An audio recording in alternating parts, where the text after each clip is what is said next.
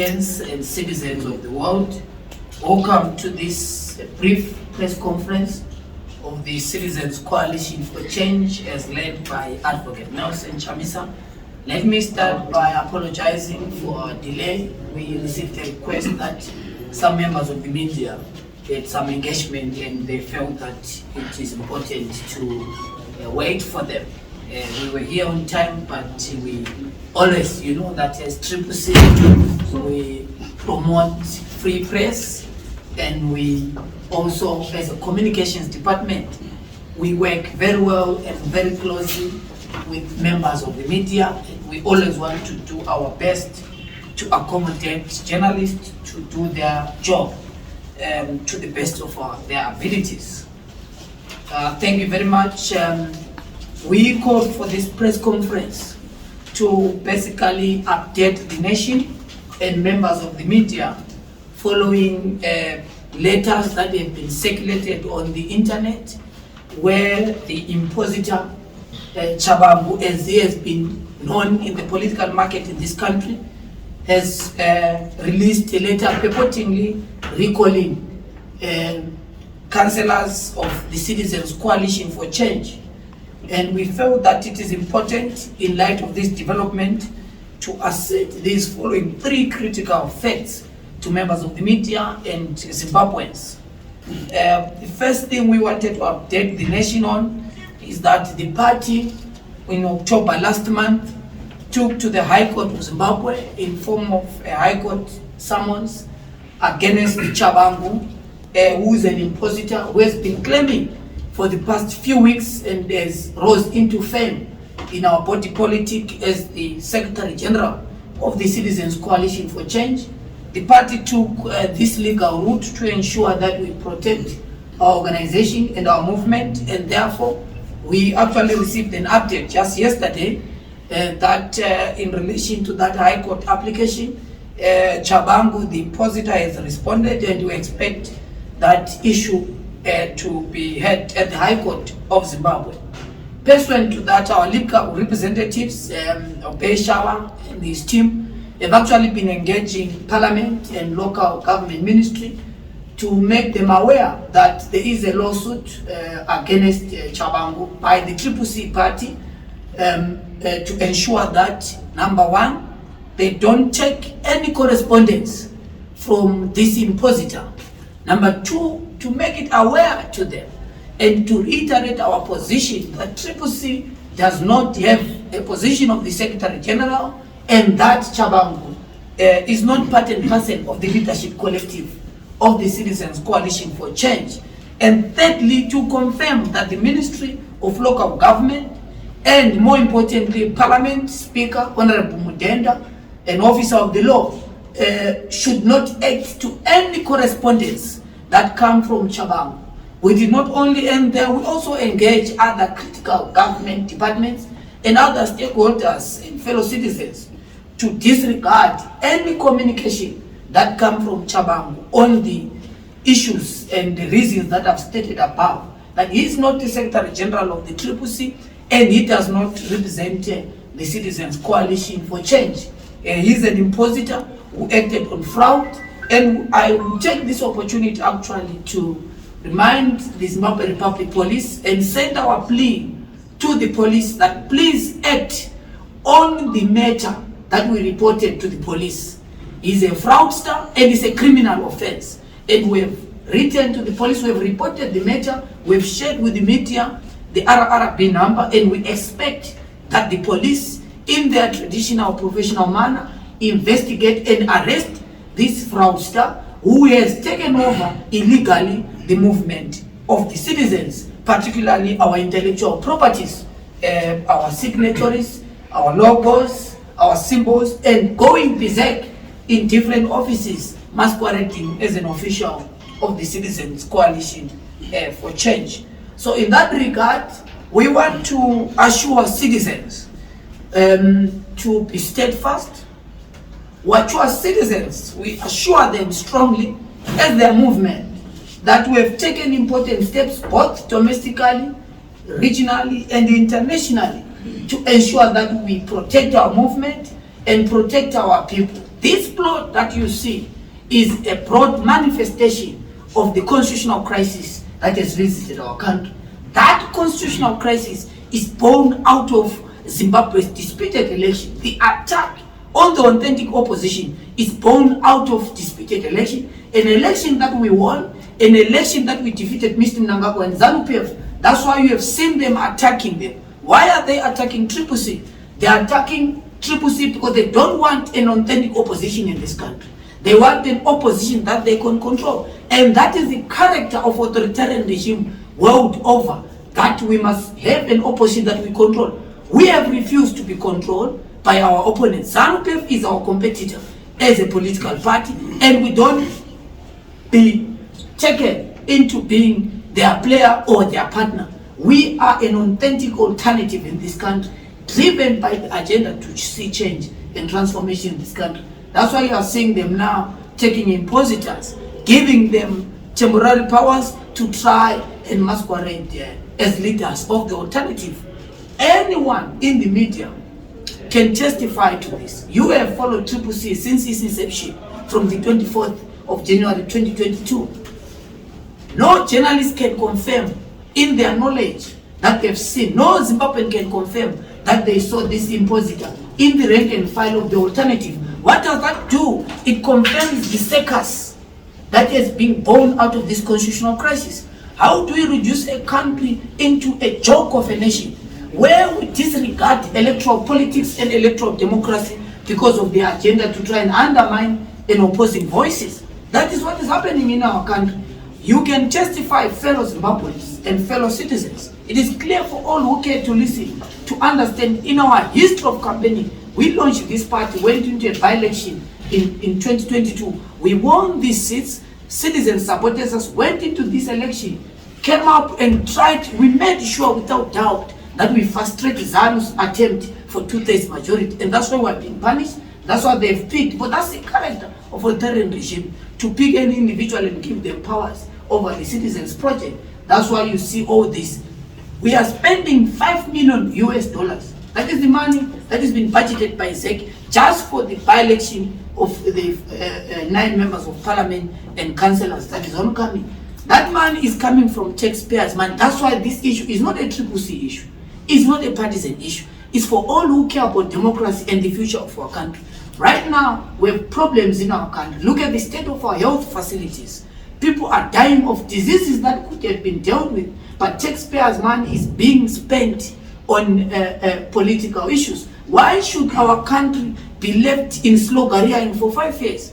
This country has been arrested by vicious cycles of disputed election. That's why we have said, and we communicated with regional players, because the crisis in Zimbabwe has a bearing in the region in terms of regional stability, because majority of Zimbabweans, when they see all these failed political maneuvers by Zanu PF, what does that happen? People leave the country as political and economic refugees, and it has a huge bearing in the region. And therefore, that is on that basis that we've engaged the region so that they help us. While we are using domestic avenue to resolve the crisis in this country, we also engage the region so that we pivot the crisis in Zimbabwe. And you can see without doubt that this crisis has escalated. You can see without doubt that there's an attack on the authentic opposition, that there's an attack on citizens' power. Because when you close all democratic avenues of people to choose leaders, all democratic avenues for people to raise their voices, you set a country into a path of instability. And that is what we're avoiding as CCC. That was what we're avoiding as visionary and statesman leadership in the form of Advocate Nelson Chamisa. That's why we've given peace a chance, and that's why we believe that there must be engagement so that we're able to resolve these issues. Thank you very much, members of the media. Unless there are questions, our intention was to come here and clarify in terms of this important step that we have taken in relation to. You want to twin that question? Yeah. With the, yes, you can. First and foremost, you ought to understand, and I want to emphasize this for avoidance of doubt and confusion. This thing that you are seeing is a Zanu PF issue. It's Zanu PF that is attacking the authentic opposition. Why are they doing so? All signs are clear. CCC defeated Zanu PF in this election. We rejected the election results because we were very clear that it's not only a CCC issue. SADC has confirmed and noted the report on Zimbabwe that the election in this country were not credible. So what are they doing now? Like any authoritarian in the world, they are going after CCC, were being punished for defeating Zan after the charade that happened in the election. So it's an engineered program by Zan to try and destroy the authentic opposition in this country. We are very clear when we're going to accept that. We remain focused. Our goal, you must understand why these blows and goes are coming against us. It's because our objective is to attain political power and govern differently. So they don't want people who govern with a difference. They don't want people who change the lives of ordinary people. So because we have put propositions to Zimbabweans who have accepted CCC as a genuine alternative, that's why we're being punished. It is very clear in terms of how we communicate. I communicate with members of the media and fellow Zimbabweans through these official platforms and communications channels, and we have read to you what is our official position as CCC, and obviously you know and understand that when you read to us, we respond to you officially as a movement, and we have given you the official position. Individuals, my brother, look, we are different from Zanu PF. We don't discuss and debate individuals. We debate issues. What are the issues in this country? Number one, the election of the 23rd was a sham, was shambolic. It failed to meet constitutional, regional and international standard. Second, Zimbabwe has entered into a constitutional crisis because of our inability to resolve the vicious cycles of disputed election. Number three, what we must know as Zimbabweans is that we must be able to resolve this problem of elections. This country cannot be arrested by vicious cycles of elections. We can't be an election nation. That is the problem that CCC intends to address, and we pitch our propositions there. What individuals decide to do, I speak for and on behalf of the ordinary people, on behalf of the oppressed. And I will take this opportunity to make you aware who are these people, who are the drivers of the alternative as led by Advocate Nelson Chamisa. It is the oppressed, it is the downtrodden, those people who wake up at the blessing of an empty stomach and a jobless existence because of failed state. Those are the people of CCC. Those are the drivers of this alternative. It is civil servants that work like you, my brother, from 8 a.m. up to 5 p.m. and getting a salary below the poverty line. Those are the drivers of this movement. That is the vehicle of the oppressed. It is the members of the media in the Zimbabwe broadcasting services who are sexually harassed for them to be promoted. Those are the people we represent as a movement, because it is the vehicle of the oppressed. Why should people be harassed instead of merit being at the center of the problem? Why should we as politicians be subjected to harassment because of holding a different view? This is the vehicle of those that believe in a future of this country, who believe in transformation. This vehicle, my brother, is for civil servants who work in the bureaucracy of the state, working every day and getting a salary below poverty line and getting bond loans when the elite are giving themselves US dollar salaries. This is the movement for those people. The movement of students who cannot afford tuition fee. Those are the people, and those are the issues we represent, and those are the issues we discuss, because we offer an alternative to change the lives of these people, regardless of their political orientation, regardless of their past, regardless of their religious view, regardless of their racial orientation. CCC is the vehicle for those people, and those are the issues that define us, and that is what makes us an authentic opposition. And we are receiving these blows because of believing in those values, because of believing where we stay. And people would ask, are we shocked? Are we flabbergasted? Are we in panic because of the attack? No. When we formed this organization, we were conscious that as long as you form an authentic resistance, an authentic vehicle against dictatorship, you are going to be attacked. We never expect this thing to be a one-day wonder. We never expect this thing to be a rose walk in the park. We went into the election knowing fairly square that it is a sore pond, and we don't expect to come out smelling like roses. Someone will ask, why then do you continue going into the election in the context of the mirage and challenges that we face? CCC is we use elections to change governments. We are a non-violent democratic party which believes that elections are the vehicle to change government. We are going to contest all elections in this country, whether they are done underwater, whether they are done on ground. We are a democratic party that believes on election as a vehicle to change the lives of ordinary people and change governments. Thank you very much. That you are an investigative journalist who understands, my brother, fairly well that any organization, including the media center we are, there is no organization without exception, without contradictions. In this world, you, my brother, if you are married, you and your wife will always find points of disagreement. Those points of disagreement don't mean anything in the bigger scheme of democracy in our country.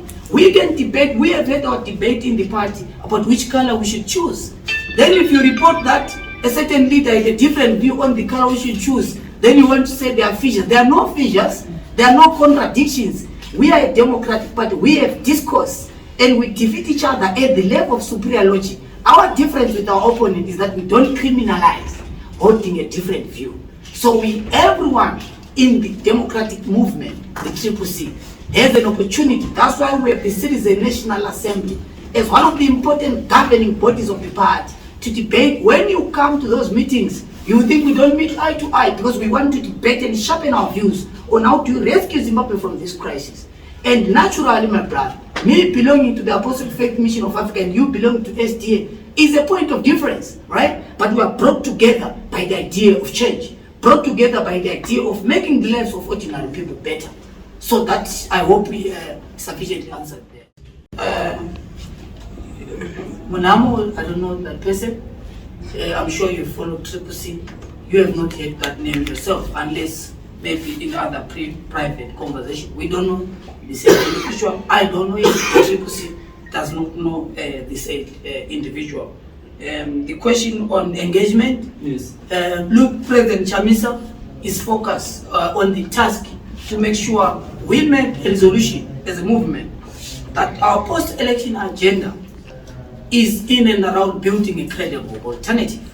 That is what we are focusing on, and President Chamisa, as a visionary of this movement, is spearheading that process in the presidency, and that's what the presidency is preoccupied about. Individuals can always say, whatever they want to say. Look, when you put a tortoise on a lamppost, what happens is that the confusion is not on us who are viewing the tortoise. The confusion is with the tortoise itself. Because it is worried. Why am I here? And more importantly, how do I climb down? Because I don't have the wings to fly. So that's why you see all this confusion. And let me debunk one of the confusions for the benefit of the media. So the impositor comes up and say, we've called, people are calling me, they are saying, look, let me say it very clear on behalf of the CCC members of parliament and council deployees. No one has time for the impositor. People are very clear. We campaigned as CCC. We know our leadership. We know each other. We have no time. There is no need for a member of parliament to be brought to try and justify themselves. They know where they stand. They are very clear. We're in parliament.